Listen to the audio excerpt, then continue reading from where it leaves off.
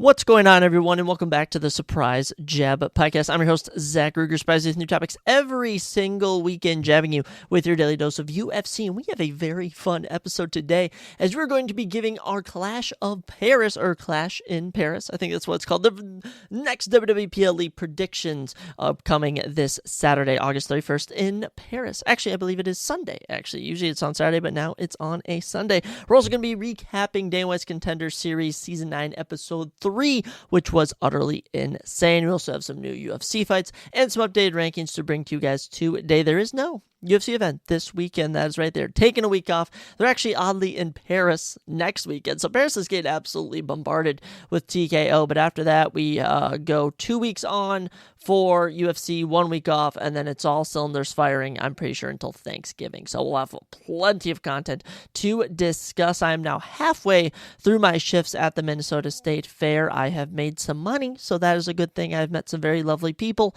and I have also strengthened my forearms a lot as I have been just frying pickles relentlessly. So that has been certainly, something. It's been an experience of sorts, but yeah, it's been interesting. It's been interesting, so I'm happy to be here having a day off to actually record this, or tomorrow's the day off. I'm recording this late at night, so I best get going with things, and you best get strapped in, because we have a lot to discuss with you guys today. Gosh, I can't even speak. I'm just so excited to bring about all these new things, such as new UFC fights. That's right, we have some new UFC fights to bring to you guys today. The UFC has just been on absolute fire announcing fights, and hey, I'm here for it. I absolutely love it. So we have 10 new fights to bring to you guys today. 10 new UFC fights, and they are in no particular order. They are actually in the order that they were announced. So first off, UFC Vancouver, of course, going down in Vancouver, Canada, October 18th, has a lightweight matchup between Kyle Propolic and Drew Dober. Kyle Propolic already back after his defeat to Benoit Saint-Denis earlier this year in May, and he's actually 0-3. In the UFC, he had an earlier stint, I think, in 2019, went 0-2, and now he's back. All right, he really hasn't done anything much with his career. It's tough to say how he's even earned himself another UFC fight, but it is against the veteran Drew Dober. Drew Dober will be competing in his 26th UFC matchup, and he is unfortunately coming off a nasty knockout to Manuel Torres. At least I think that was the last fight Drew Dober has had. I swear this dude has just had some very unfortunate luck as of late, but this is a very winnable fight for him. Both of these guys are in their late 30s, and I think they're definitely setting up Drew Dober to get a win here. However, Kyle is from Canada, so maybe he'll pull out that little home crowd victory. We'll have to see. Another matchup going down on that card at Rogers Arena, October 18th. Bantamweight division, as Charles Jourdain will look to make another go at bantamweight as he takes on dangerous Davy Grant. Davy Grant, coming off a big win in his last matchup. He beat, was it Damon Blackshear, I believe, in shocking fashion after almost 2 years off. He is now 17-7 professionally and has taken on Charles Jourdain. Charles was originally slated, I think, to take on Damon Blackshear. It might have been someone else I'm trying to think of. Charles recently had to pull out of a fight. He is historically from Canada. They put him on every Canadian card, and he's hit or miss. He is always hit or miss with whether he wins or he loses, so we'll see how he does here, but Davy Grant will not be an easy matchup whatsoever. Davy Grant is 10 years Charles Jourdain's senior, as he is 39 years old compared to the age of 29 for Charles Jourdain. Major matchup going down in the unranked welterweight scene, as Jake Matthews will be taking on Neil Magny in Perth, Australia, September 27th. Welterweight division, Jake Matthews has been on absolute tear. His win streak is either at 4 or 5, and he recently made easy work of Chidi and Chukani. He also holds wins over Li Jingliang, Diego Sanchez in his career. He's very talented. He takes on Neil Magny, who recently picked up his 30th professional victory. Who did Neil Magny turn away? I honestly can't remember. This dude has had 35 UFC fights, so it's safe to say that this man has so many fights, I can't even keep track of who he has been fighting. But he recently did engage in a matchup, trying to use my UFC brain powers. I can't help you. I'm so sorry. I really just generally don't know. Neil Magny, one of the ultimate gatekeepers. This should be an easy win for Jake Matthews, but honestly, if Neil Magny wins, I will not be surprised. Sticking with the welterweight division and sticking with Perth, Australia, Jonathan Milkalaf is back. Jonathan, after his victory over Kevin Jousset in his UFC debut, is now back, and he's taking on the Welsh gangster, Oban Elliott. Oban, unfortunately, ran into tougher competition than he had originally planned for him when he lost his last matchup, but before that, he had finished Kike Brito, Preston Parsons, Wasil Hafez. He had been on an absolute tear, and he is also from Wales. Jonathan, the hometown Australian, last fought at UFC 312. This should be a very interesting matchup for both of these guys. I think this will be certainly a turning point for both of their careers. Actually, who did Oban Elliott even lose to in his last matchup? I remember he fought someone who, was it Ramiz Brahimaj that he fought? It might have been Ramiz Brahimaj. They really have nothing. How is there nothing on the internet about what this guy has done? Seokhyun Ko. Oh my gosh, he lost to Seokhyun Ko. That's all I got for you guys. I cannot remember that, but I fairly remember that faintly. Was that at International Fight Week? I think it was, actually. I don't know, but Oban is back. He's taking on Jonathan Mikalav. That's all you need to know. Another matchup coming at you. This one, UFC Vegas 110. This is like the third or fourth fight announced for UFC Vegas 110. Bantamweight division, as Timmy Kawamba gets his third fight in the UFC as he takes on Chang Ho Lee. Timmy shockingly beat Roberto Romero. That just very much surprised me. And as for Chang Ho Lee, I mean, dude had a great debut against Cortavius Romeus. Also holds a win over Xiao Long. 11-1 for Chang Ho Lee. 9-3 for Timmy Kawamba. This should be a win for Chang Ho Lee, but we'll have to see. Should be on the prelims November 1st at the Apex. Another matchup, UFC 321 in Abu Dhabi has a new prelim as Abdul Karim El Salwadi is back, getting another opportunity to pick up a UFC victory as he takes on Matheus Camilo, who also lost his UFC debut. Both of these guys just had lackluster fights last time out. Matheus Camilo actually is 23 years old. Wow. That is actually 24. He was born in 2001.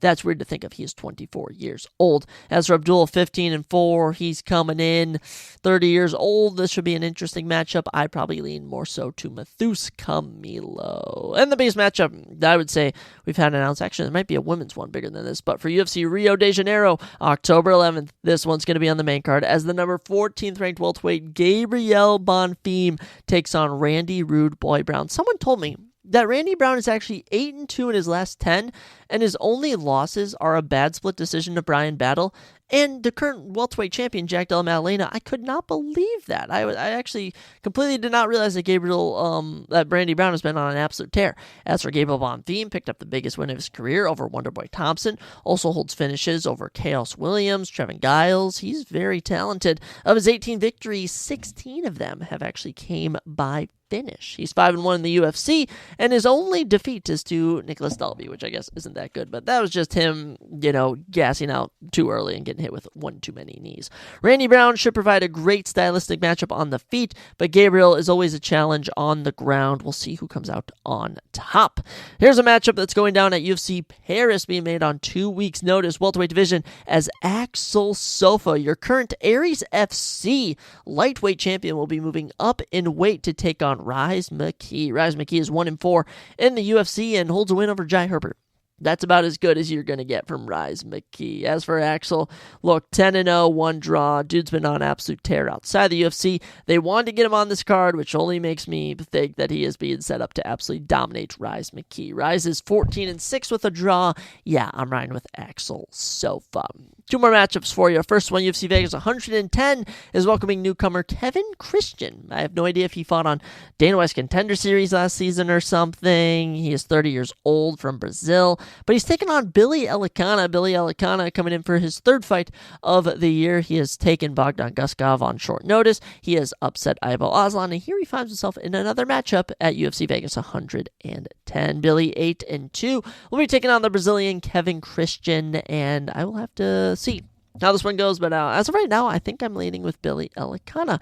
And the last matchup that we have had officially announced, this one for UFC 322 in Madison Square Garden, November 15th. That's right, the first fight announced for UFC 322 is the number 3 ranked women's flyweight, cold-blooded, it said her nickname first, cold-blooded Erin Blanchfield, taking on the number 8 ranked Tracy Cortez. These two have actually fought before And Tracy Cortez beat Erin Blanchfield. That is right, back in Invicta FC. Tracy Cortez beat Erin Blanchfield. I mean, Tracy Cortez is actually really good. Wins over Vivian Araujo, Jasmine Jasu DeVicious. She's pretty talented. Now, as for Erin Blanchfield, wins over Andrade, Rose Namajunas, close fights with Manon Fiora. You know, this is going to be a very good women's matchup. Might even sneak on the main card, dare I say.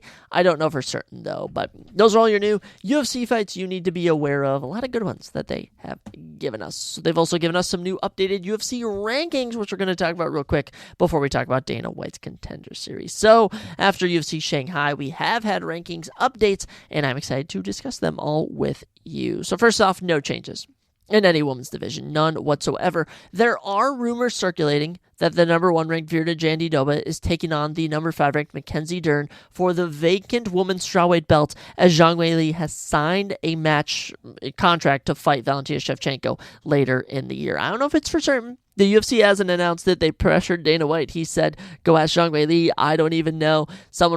People were reporting it all over Twitter. But if so, that is massive. And I also find it massive that they elected to go with Mackenzie Dern because Virna Jandiroba holds wins over Yan Chonin and Amanda Lemos. So I think that's good matchmaking. If you ask me, Mackenzie Dern finally gets a chance to win the belt, and Virna Jandiroba deserves to fight for the belt as well. And as for Zhang Weili, it's kind of a shame she can't become a double champ. If out of anyone, she deserves to become a double champ, but I can also see that the UFC doesn't want to run into instances where fighters just aren't defending their belt. But similar to how they gave Io Topira 2 belts, I'm sure they would give Zhang Weili 2 belts if she beat Valentina Shevchenko. They are currently the number 1 and number 2 women pound for pound on the planet in the rankings.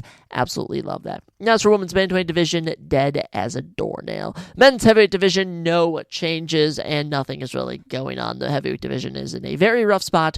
We just need to get to Tom Aspinall and Cyril Gane. Now, we did have some changes in the men's light heavyweight division. Johnny Walker, following his victory, moves from 13 to 12, passing Nikita Krylov, who drops to number 13. Alonzo Metafield also passes Zhang Mingyang, who drops to 15, as he moves up to 14. Johnny Walker, I presume, will get someone coming out of that Carlos Ulberg, Dominic Reyes defeat. Dare I say Bogdan Guskov with a defeat. Dare I say loser of Alexander Rakic and Azamat Murzakanov. He is going to be getting a top 10 guy. I can just feel it. As for Nikita Krylov, Alonzo Metafield, and Zhang Mingyang, they are most likely going to be fighting guys outside of the UFC rankings, so we'll have to see what goes down. But good for Johnny Walker. He's moved up in the rankings, and he's back on the winning track. Moving on to the men's middleweight division, as despite not fighting in almost over a month, Rainer De Ritter moves past Israel Adesanya from 5 to 4. That's right, Rainer De Ritter is now ranked number 4 in the men's middleweight rankings. He has a big fight coming up with Anthony Hernandez in October, which might even give us our next middleweight title challenger. You know, it's going to be who's ever more exciting between Rainer De Ritter and Anthony Hernandez, and Nazarene Imavov and Kyle Barallo. So we'll look to see what happens there, but Rainer De Ritter moves up to number 4. No changes at welterweight, as we have really had no updates in any welterweight fights. Like, I kid you not, the top 10 welterweights, even the champion, scratch that, guys, the top 15 welterweights, the only confirmed fight we have is Gabriel Bonfim and Kevin Holland. That's it. The number 14 and 15 guys are the only confirmed fights we have. That needs to be an issue. Now, obviously, we know that Islam Makhachev is going to be taking on Jack Del Maddalena, but it's not confirmed. So, as of right now, nothing's going out welterweight, and that drastically needs to change. Lightweight, they always fluctuate who's ranked at number 15, and as of right now, they just put Joe Alvarez back in the rankings. Now, I love Joe Alvarez. Joe Alvarez is awesome. His last win was December 2024. Can this guy get fights? He has a 100% finishing rate with 22 victories. Come on, 14 of them in round 1. Can we get Joel Alvarez a fight? I don't know if he's going to be fighting the loser of Benoit Saint-Denis and Joel Alvarez. If they're going to have him fight Michael Chandler, I have no idea. Can we get Joel Alvarez a fight? Why are we putting him in the rankings? Moving up to featherweight, or I guess down in weight, if we want to view it like that. But when you kind of scroll on the page of the rankings, it's just kind of how it goes. Aljamain Sterling moves up to the number 5 spot in the rankings as Brian Ortega drops to 7, just as we predicted. Absolutely love it for Aljamain Sterling, and I think fights with Yair Rodriguez, fights with maybe winner or loser of Diego Lopez and Jane Silva will be next. Dare I even say Arnold Allen? Aljamain Sterling is in a very good position. As for Brian Ortega, I legit have no idea. Does he move up to lightweight? Do we feed him to Steve Garcia or David Onama? I don't know. If anything, I think Brian Ortega should just hang him up. He just has nothing going for him right now. Bantamweight, lots going on between making matchups. I knew Umar, Sugar Sean, Petr Yan, Song Yadong, they all have fights being rumored and made. Davison Figueiredo, Marlon Vera, Mario Bautista, all having rumored fights and planned fights going down. But as of right now, you just have Merab Dvalishvili and Corey Sandhagen as the big book fight. No changes whatsoever, but the bantamweight division is moving very nicely. The last official change we have, as there are, of course, no changes in the men's pound for pound, is the men's flyweight division, as Charles Johnson jumps 2 spots up to number 13, passing Bruno Silva and Ramazan Temuriyov. Now, this is very interesting, as Ramazan Temuriyov beat Charles Johnson in March, okay? So we are not even 6 months removed from him beating Ramazan Temuriyov, and due to Ramazan Temuriyov not going out and picking up any other wins, but Charles Johnson going out and actually picking up 2 wins, Charles Johnson is ranked in at number 13, and if you're asking me, I think he's going to get a big fight next. Dare I say Alex Perez at 8? Dare I say Manel Kape at 7? Dare I say Steve Erceg at 11? I really like that matchup. I'm super happy for Charles Johnson and for Ramazan Temuriyov and Bruno Silva. Obviously, Bruno Silva is fighting someone outside of the rankings in Hyungsung Park. And as for Ramazan Temuriyov, I don't know what to do with this guy, if I'm being honest. Does he fight Asua Mabayev? Tough to say, but yeah, UFC rankings are certainly looking interesting. But that's all we have for the update. UFC rankings will be back in 2 weeks, 3 weeks before the next rankings update. Gonna be a while before we have any changes there. But we are going to have some changes to the roster as we have signed 5 new fighters, courtesy of Dana White's Contender Series 9.3. It is labeled, and guys, I'm going to tell you right now, this was the greatest Dana White's Contender Series episode of all time. I caught all 5 fights. There were 5 knockouts, 4 in round 1, and the other one that didn't happen in round 1 was a round 3 comeback with 2 minutes left. I mean, this was easily the greatest viewing experience I've had watching Dana White's Contender Series, and it's crazy because you'd watch a fight and you'd be like, that can't be topped. Then you'd be like, oh my gosh, they topped it. Oh my gosh, they topped it. Oh my gosh, they topped it. And they ended with a bang. It was phenomenal. Let's discuss it. First off, kicking things off, we headed to the men's heavyweight division as Dante Johnson was taking on Darian Abbey, and Darian Abbey had a massive size advantage. He had the height, he had the reach. The one thing he didn't have, the punching power, as Dante Johnson outstrikes him 15-9 and knocks him out in 1 minute and 4 seconds. It was a TKO. You know, we didn't have any actual official full-on like faceplant knockouts tonight, but all of them were some beautiful TKOs. And Dante Johnson 6-0. All of them all 6 of his wins, round 1 knockouts, all of them coming within the first 3 minutes. All of them have happened in the last year. This guy is insane. Okay, now I will say, you know, he is 5'8". Okay, he is 5'8" and has a 74 reach. So this guy might need to go down to light heavyweight. His size is definitely at his disadvantage, but Dante Johnson makes easy work of Darian Abbey. Darian Abbey falls to 9-5, nowhere near UFC level quality, and I think everyone realizes Dante is good. I mean, especially coming in getting a minute knockout, but the size is definitely going to hurt him. And people are saying, I'm just going off of what MMA Theory on Instagram posts, is that he could fight someone like Sean Sheriff, someone like Tuco, someone like, I don't even know, who's another lower level ranked heavyweight of some regard.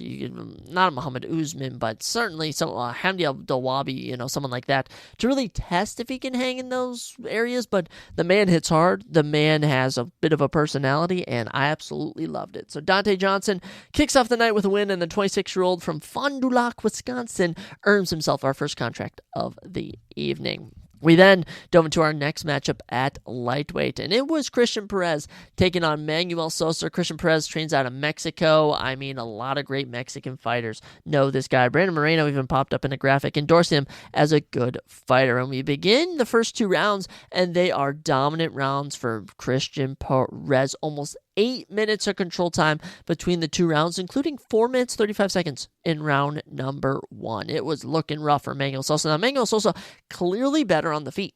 That was so evident, but he just kept being taken down. 3 of 8 on takedown attempts. And by the way, of those 3 of 8, 3 of 4 through the first 2. But round 3 came around, and the 18-fight veteran showed his skills as he dug deep, hung in there, defended 4 takedowns, outstruck Christian beautifully, and TKOs him with 2 minutes left. Manuel Sosa, you beautiful bastard, you are amazing. Utterly amazing. I mean, I cannot get enough of this guy. This dude is an absolute savage. Improves to 13-1. Oh, wait, yeah, it was Marcio Barbosa who had all those fights. But Manuel Sosa, nonetheless, still super good. He hits hard, too. All right, he hits super, super hard, coming in, getting his 8th career knockout, 11th career finish. Mind you, he holds a record of 13-1.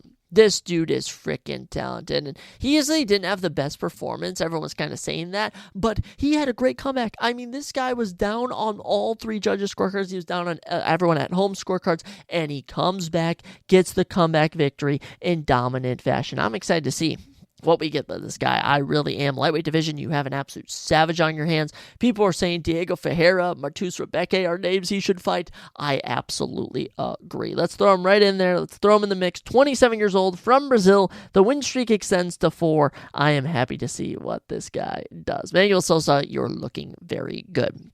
Then, up next, the biggest favorite on the card, the 11-1 favorite, Abdulrahman Yakayev, makes easy work of Alik Lorenz. They're gassing up Alik Lorenz. They're like, this guy trains with Jared Cannonier. This guy he was setting records at the UFC Performance Institute, like doing all these things. And Abdulrahman Yakayev is like, yeah, I'm from Czechia, and I also train out of Germany now. I'm also 24 years old, and I'm undefeated. Okay, hello. And he TKOs him in 30 seconds. 16 significant strikes to 1. I kid you not. Every single shot landed that he hit on Alik Lorenz. Just overhand, then a knee, then another overhand, then a hook, then a hook, then a hook, and he's down. And that's that. 30-second finish from Abdulrahman Yakayev, and he said, get me on that UFC Rio card. Get me on that UFC Abu Dhabi card. Yeah, we're getting this guy on those cards. This kid is 24 years old, 7-0. He has 6 finishes now, all of them in round 1. Insane. Utterly insane. A 30-second knockout. Alik Lorenz falls to 6-2. Clearly not UFC level, but this kid, 7-0, 24 years old. Yeah, we absolutely love that. They're talking about his submission game the entire time. They're like, all right, clearly he is much better than Alik Lorenz in the submission department. And he goes out and starches him in 30 seconds. One of my favorite finishes of the entire season, just at how easy it happened. Like, literally, you're just watching it, and the fight's over. You're kind of like, oh, that's it? Oh, okay, I'm fine with that, but like, jeez, oh my goodness. Abdulrahman Yakayev makes easy work. We predicted it. By the way, we went 4-1 on predictions on this card, so very happy with that. Excellent work, and we shall definitely see him in the next 4 months. Then, second last matchup of the evening, Marcio Barbosa and Damian Wilson. Now, Marcio Barbosa was the one who was coming in with 18 professional fights. This guy was talented. Okay, this guy was so talented, and I knew Damon Wilson was getting knocked out when they were telling his backstory. This is a weird guy. This is a goofy guy. He was saying my nickname's the Nomad, and when I get in the octagon, I get in the MMA ring, this Nomad personality comes out of me. I'm not even myself. I'm this savage. I'm this different beast, and I'm hearing this, and I'm just like, this guy's getting finished. Then they were saying about how he's living on Dominic Cruz's roof. Don't even ask me. I have no idea. DC was literally clouding him on air. He's like, is this guy dumb or something? Someone want to tell this guy he's dumb. DC was an absolute riot on these episodes. By the way, the commentary you hear on DWCS Contender Series easily better than the ones you hear on UFC events. They just say whatever they have on their mind. But as for his fight, look, Marcio Barbosa drops him in 4 minutes, twice in 4 minutes, I should say. The first knockout, I thought he was out cold. I thought David Wilson was out cold, but I'm pretty sure when he hit the canvas, it woke him up so hard he just jolted right back up, got right back into it, but Marcio Barbosa stayed on him, eventually just face planted him down, didn't even need like a follow punch. Ref was like, this is just enough, call the fight, and Marcio Barbosa gets his 16th career finish in 17 career wins, 16 round 1 finishes. 16 round 1 finishes, 14 KOs, 2 subs. This guy's crazy. His last loss was to Gabriel Santos 3 years ago. Yeah, this guy's going to be a problem in the men's featherweight division. I kid you not. I could throw this guy at a ranked opponent, for goodness sakes. I want to see this guy take on a Billy Quarantillo, take on a... Who's even fighting at featherweight nowadays? Who moved up to featherweight? I don't even know who fights at featherweight nowadays. Chepe Mariscal, Jack Jenkins, I don't know. I want to see Marcio Barbosa in the UFC. I absolutely love it. Now, as for Damon Wilson, clearly not game at all. I will say out of the 4 people who lost, Christian Perez looked the best. I will say, just because of his control time against Manuel Sosa and the amount of punches he was able to eat. Other than that, no losers getting a contract on this episode. But Marcio Barbosa, the most veteran, the most seasoned, and now, yes, the 30, what is he now? Marcio Barbosa, 27-year-old. Wow, only 27 years old. He's coming in 17-2, 16 finishes, all in round 1. Yeah, this guy's going to be a problem in the UFC. Then we get to our featured bout on the card, middleweight division. Ryan Gondra, Trent Miller. Trent Miller stepping in on short notice to, was it Ryan Gondra stepping in on short notice? I think it was Trent Miller stepping in on short notice, but doesn't matter. Ryan Gondra brutally knocks him out. I mean, Ryan Gondra was fighting like Trent Miller was his childhood bully. I mean, this guy just wouldn't stop throwing. 2 minutes and 51 seconds, all it takes to get the knockout. I mean, Ryan Gondra, his nickname's Problema. He is a problem. 7-fight winning streak now. He also got his 4th career knockout. This dude was scary. This dude was just swinging for the fences. Trent Miller never stood a chance, only landed 6 significant strikes. He will fall to 8-3. Good try, Trent Miller, but yeah. Just not game at all. Ryan Gondra, welcome to the UFC.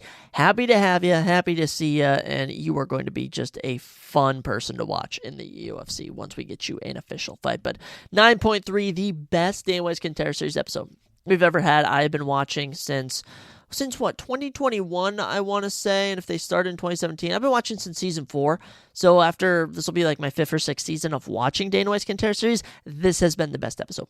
By far. The finishes, the commentary, the moments, the reactions, all of it was amazing. And we have 5 new fighters who are coming in off of just highlight reel knockouts into the UFC. So excited to see all these guys perform in the coming months, dare I say years. Sometimes it takes a year to get these guys booked, but by the time they step in, it should be good. But that's enough UFC for today's episode, as we're going to end things out with some Clash of Pairs predictions. That's right, for the next upcoming WWE PLE, which I'm very excited for. I do work that day 5 to 11, but I should be able to catch the card. Should be able to. I'm going to make one of my other buddies, Garrett or Will, drive. We'll be drive to work. I am not going to be, missing this whatsoever. So, without further ado, we have some matchups to predict, and we have a card to discuss. Let's dive right on into it. So, yes, the last time we talked about WWE, SummerSlam was coming to an end, and it was utterly electric. So, this is the follow-up pay-per-view to that, if you want to call it that. Going down at Paris-La Défense Arena in Nanterre, France on August 31st. The promotional poster features Roman Reigns, which is kind of inspired by Vincent van Gogh's The Starry Night painting. It is unique, I shall say that. And we have 5 matchups on this card. It should be more. It really should be more. The fact we don't have AJ Styles versus Dominic Mysterio is an absolute travesty. That is utterly ridiculous. And we have Nikki Bella and Becky Lynch on this. I have no words. Truly, I have no words. We also don't have the Women's World Championship. Like, that's actually a woman's belt I want to see. We don't have Cody Rhodes, our WWE champion, on here. It is just an utter mess. But I will say the 5 matches we had should be pretty good. Let's talk about it. So, for starters, what I think they're going to open the night with is just my prediction: Roman Reigns versus Bronson Reed. If Roman Reigns is not the main event, what better way to start the card than with Roman Reigns? And Roman Reigns is taking on Bronson Reed. That is right. Roman Reigns has started this feud with Bronson Reed. And the only reason I think they've started a feud with Roman Reigns and Bronson Reed is to build up Bronson Reed. Look, this faction, Braun Breaker, Bronson Reed, and Seth Rollins, the Vision, if they want, are they called the Vision? I think they are called the Vision. That is their name or whatever. And if the Vision is to make them all stars, this is how you do it. Now, Roman Reigns, he's a guy who can just take defeats left, right, and center. He's like John Cena. He can just put over guys any way he wants, and he is still the top guy that we absolutely know and love. Now, the main storyline between these two, as goofy as it sounds, is that Bronson Reed has stolen 2 pairs of Roman Reigns' shoes, and they are calling this the Shula Fala match, not officially, just the internet wrestling community, and I think it's hilarious. I really do, but my one concern is that it appears Bronson Reed has been besting, I should say, Roman Reigns on every episode of Raw. So usually, historically, that means that the babyface is going to win. Plus, I could easily see them just going for the Roman Reigns, get a huge pop from winning with the Paris crowd. But I'm going to hope WWE goes with the smart booking, and that is having Bronson Reed win. That's my prediction, is that Bronson Reed's going to win, but I can also just see them giving Roman Reigns the win. But they already did at SummerSlam, and I understand you doing it there. You don't need to do it here. This is where you can put over Bronson Reed. This is where you can make him a star by beating Roman Reigns. And if Bronson Reed loses here, he'll just get buried. Like, at the end of the day, he'll get buried. I don't really think we're going to have any interferences here.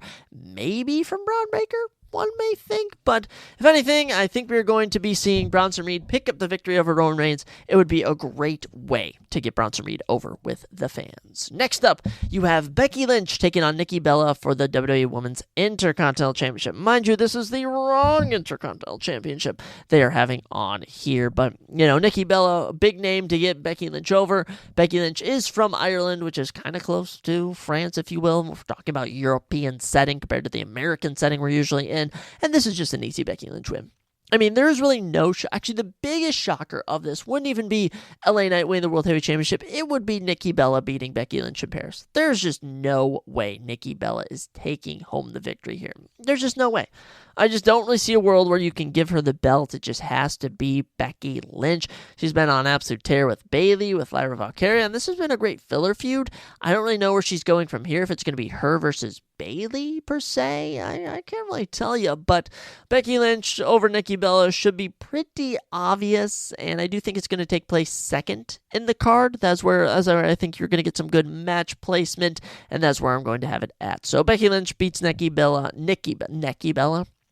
how about that? But very interesting, you have Nikki Bella and John Cena on the same card. I know this has happened before, but I wonder if they're going to cross paths at all. I wonder if they would give us a very interesting backstage segment. I don't know professionally into their work world how their relationship is, but that would be pretty comedic. So I also am very interested to see Nikki Bella's in-ring wrestling. She hasn't been too bad on Raw or anything, but historically she is just nowhere near as good as Becky Lynch. But maybe Becky Lynch can just bring out the better stuff from Nikki Bella. But yes, we're going to go with Becky Lynch. Then, what I think will be the halfway point of the card, it is the good old-fashioned Donnybrook match, Sheamus versus Rusev. What a random match to put on here. Usually WWE does not do such things. Usually it's all title matches or big names, but no, they're actually giving us a good old-fashioned Donnybrook match, which, by the way, is basically no holds barred, street fight, no disqualification. They're just going to use a bunch of objects to hit each other, probably inspired by, the European culture, if you will. But Rusev and Sheamus have been feuding each other over on Raw for the past few weeks, dare I say months, and it's just happy to see both those guys get a fight in front of a PLE crowd. Sheamus is from Ireland. I'm sure he'll be favored heavily here. Rusev is from Russia, so, I think he's actually from Russia. Is he, or is he from somewhere else in Eastern Europe? But Rusev, Sheamus, they've been having this 7-matchup series or something. I think Sheamus is going to win. I think they're going to go for a babyface pop here, especially if you have heel Becky Lynch and heel Bronson Reed win, which honestly makes me think they might go Roman Reigns here, but I don't know. I see a good case for the heels really running this card, so having Sheamus win here would be a really good break of everything, get the fans behind him, but there's a lot of fun you can do with this match, a lot of cool spots you can do with kendo sticks and chairs and garbage cans and all sorts of tools, like pressure, like an Irish cane or something, going through barricades and tables. It's just going to be a fun match. It's going to be a car wreck, and I just hope that it is. I hope we get a definitive winner here. I feel like they're dragging this out, and I almost feel like this is giving Cesaro and Sheamus vibes of the partnership they formed in 2017, which ended up making one of the best tag teams we've had in a long time, which honestly would be something good for Raw. I know it would be repetitive, but honestly, I would not be mad if Sheamus and Rusev team up. You get like the Sheamus-Rusev connection or something like that, and these two just run everything on Raw, because the Raw tag team division is dead. I mean, who's even the tag team champions? Is it the Judgment Day still? I generally have no idea. So having Sheamus and Rusev maybe, after this matchup go to war, they shake hands, they form a truce, then spontaneously on Monday Night Raw the next day or the next 2 weeks, they help each other out in some regard, and they form a tag team. I would love to see that. But yeah, I'm going to go with Sheamus. It should be fun, and I'm excited to see what takes place. Now, before I get into our big 2 matchups, because there is certainly something interesting to be said about both, I do just want to talk about the matchups that aren't taking place on here that really should have been. And of course, that is AJ Styles, Dominic Mysterio. Now, last time they were in Paris, 2024, I think it was in May they were here, May 2024, yes, just over a year ago, or way over a year ago, but AJ Styles was the most over fighter with the crowd. He was more over than Cody Rhodes, more over than Randy Orton, more over than Damian Priest, Jey Uso. He was the most over fighter on the Paris crowd last year, and they're putting him on the Monday Night Raw. Now, mind you, that Monday Night Raw is in Paris, but it makes no sense why you can't just put this fight on here. I know that we make only matchups we make only cards that are only 5 matchups, Triple H, but seriously, what are we doing? Dominic Mysterio is becoming a global star. He's going to be fighting for the AAA Championship in Mexico against Vikingo, for goodness sakes, at Triple Mania. And here we have AJ Styles missing a massive Paris PLE. Him and Dominic Mysterio would have torn the roof off that place, and it deserves to be on there more, dare I say, than pretty much everything. I think out of all the matchups on here, I would rather see AJ Styles versus Dominic Mysterio. I would easily want to see that. It is a huge miss on WWE's part, and has been pretty much the only critique that they have had so far. I mean, it has been a massive miss, and I would hope that maybe Triple H would change his mind, but I think the card's made up, and you're not getting AJ Styles and Dominic Mysterio on this card, which is just a huge miss. Another huge miss. Obviously, Naomi has had to vacate the Women's World Heavyweight Championship, or just Women's World Championship. Now, Steffi Vaquero was supposed to fight her on here. In fact, it wasn't even supposed to be Naomi. It could have even been Tiffany Stratton. But instead of having her fight Roxanne Perez, Rhea Ripley to actually crown a new champion, they just canceled the matchup, which makes no utter sense. And what I absolutely love is that they have Adam Pearce deliver all this news, acting like it's actually Adam Pearce, when everyone that's not a child or think that wrestling is actually real knows that it is Triple H making all these executive decisions. Why are we keeping Steffi Vaquero off this card? Her versus Rhea Ripley would have been amazing. Her versus Roxanne Perez. Her versus Io Sky, for goodness sakes, would have been all amazing. But no, we don't get any of that. We just have 5-card matchups. And the fact that we are leaving that off this card, the fact that Cody Rhodes and Drew McIntyre are not on here is insane. I know they're going to be wrestling at WrestlePalooza, but come on, WWE. That would have been another electric match here. We don't have Drew McIntyre on here. We don't have Steffi Vaquero. We don't have AJ Styles. Instead, we have Nikki Bella. We have Rusev. We have Jey Uso, which the Jey Uso entrance should be pretty cool. But, I mean, come on, WWE. Come on. We have Logan Paul on here, for goodness sakes. Just kind of a mess, I should say. Miss. Both the same words you could use here on WWE's part, not having those matchups on here. But, hey, what are you going to do? 3 misses for their part.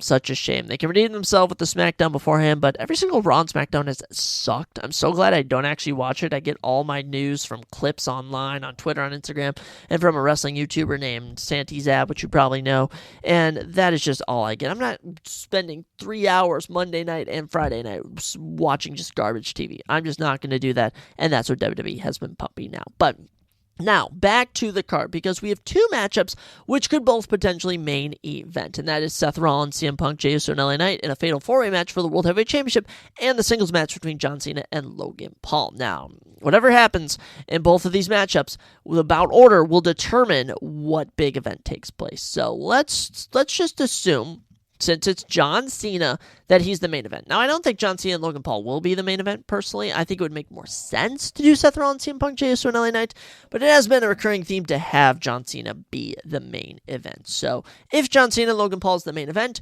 you're going to probably have Logan Paul win, and you're going to have Brock Lesnar come out. That is what is going to take place. Now, if you don't have this be the main event, then John Cena is going to beat Logan Paul.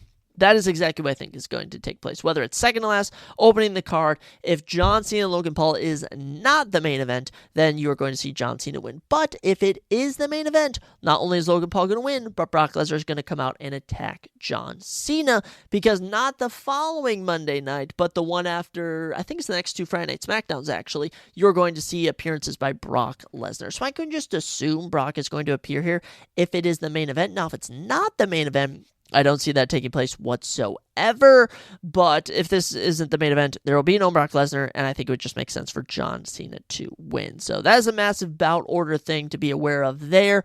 Other than that, we have the Fatal 4-Way for the World Heavyweight Championship, and I do think that no matter where it's at, you could have the 4th member of the Vision appear. I know that is a massive rumor that Bronson Reed will come out, take out Jey Uso. Braun Breaker will take out LA Knight, and then it'll just be Seth Rollins and CM Punk. CM Punk will be getting the better of Seth Rollins, and the fourth member of the Vision will appear. I think that could work on both ends, but I really do feel like if it's the main event, it is going to happen. That's just how I view the John Cena and Logan Paul match as well, that whichever one of those is the main event, you're going to be seeing a surprise appearance, a outside interference that's going to be awesome. Now, if this isn't the main event, I think the chances do dip a tinge, as it will probably steal away if Brock Lesnar comes out for John Cena and Logan Paul. So if this is the main event, you can expect someone to come in. Will it be Tony D'Angelo coming over from NXT?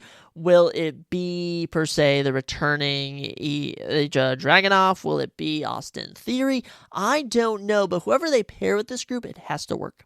It has to work. They can add a number of people to here, and I know whoever they add will be worth it. I think one of the biggest swerves they could do would be have a woman appear. I know Roxanne Perez attacked CM Punk at a house show, which was pretty entertaining, but I don't think it'll be her. That would be kind of cool, though, if they had, like, Roxanne Perez go out and just, like, low blow CM Punk, but I don't think that's going to take place. If I had any money, I think it'd be Tony D'Angelo. You know, with NXT, they think they're calling him up, and they have this weird segment, but it could, at the end of the day, be anybody. So, whether, by the way, for that matchup, Seth Rollins is winning. You know, interference, no interference, Seth Rollins is winning, okay? They're not giving CM Punk the World Heavyweight Championship yet. They're probably going to give him the WWE Championship at WrestleMania. Jey Uso, they're not giving him that belt back. LA Knight, I think they're just always going to have it be the closest he could get and just stripping it away from him. But, yeah. Seth Rollins is winning no matter where the match card is placed, and I think the big question is that John Cena and Logan Paul, who is going to win that? That is going to be the big tell here. I think that is probably the most 50-50 matchup you're going to get, where you're actually intrigued to see what happens, because obviously Seth Rollins is going to win. Obviously Becky Lynch is going to win. Roman Reigns and Bronson Reed, I don't think it's going to be shocking whoever wins. I just think if Bronson Reed loses, we all just go, oh, he's buried. And if Bronson Reed wins, we go, yes, this is exactly what should have happened. And Sheamus and Rusev is a toss-up. You can have either man win, and I don't think it'll affect either of their standings in the company. But yeah, Clash in Paris goes down this upcoming Sunday. It should be action-packed. It goes down at 1 o'clock Central Time for me. 2 o'clock Eastern for any Eastern viewers. And yeah, this is one of the final few pay-per-views before we get into ESPN. That's right, after this, it is WrestlePalooza. And WrestlePalooza will obviously have John Cena versus Brock Lesnar. It'll have Cody Rhodes versus Drew McIntyre. You're going to be having Steffi Vaquer probably fighting for the women's championship on there. Tiffany Stratton will probably be on there. It's going to be massive, and that goes down Saturday, September 20th. So in the meantime, we will head to Paris, and then actually I am very excited as for the UFC, I should say, not the WWE, but the UFC, we'll be heading to Paris as well for our next event, as Nasruddin Imavov will take on Caio Borralho. This card is already jam-packed. We have 1, 2, 3, 4, 5, 6, 7, 8, 9, 10, 11, 12, 13, 14 matchups, and they keep adding more. They just keep adding more. I absolutely love it. They recently made Los Encarite and Patricio Pitbull official, which is going to be super action-packed. I'm excited for that. You also have Sean Bannon on here. Brad Tavares is back. William Gomez, debuting Hubert Ruchala, Renat Fakhreddinov, and Andres Gustafsson is going to be a slept-on prelim. The debuting Ante Delije taking on a top 10 heavyweight, Marcin Tybura, is going to be crucial for the heavyweight division. Fair Zayam is back, Modestas Bukauskas, Mason Jones, and of course the two headliners, Benoit Saint Denis, Mauricio Ruffi, and then Nasruddin Imavov and Cabral are both going to be star-studded. I can't believe that's really two Paris guys, I guess technically Russian too for Nasruddin, but two Paris guys and two Fighting Nerds guys are the main event and co-main event, which is super exciting. And it is kind of good because let's say hypothetically we lose Nasruddin Imavov versus Cabral, BSD and Ruffy is an excellent step in co-main event to become the new main event. After that, we then do head to San Antonio, Texas for UFC Noche.